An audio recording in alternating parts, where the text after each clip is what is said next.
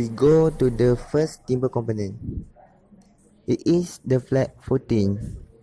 There are generally shallow foundation.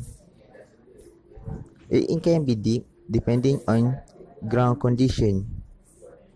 It ever shape rectangular, square and singular concrete. Next, we go to the secondary beam. It transfers the load to the primary beam and not generally connected to the column. Next component is floor joist. This house did not use floor joist, they use beam. This is where the floor joist should be. A wooden board laying on the floor and supporting. The last one is column. Column is a special element, typically cylindrical, supporting an art and or other structure or standing alone as monument. Here are how the construction of column look like.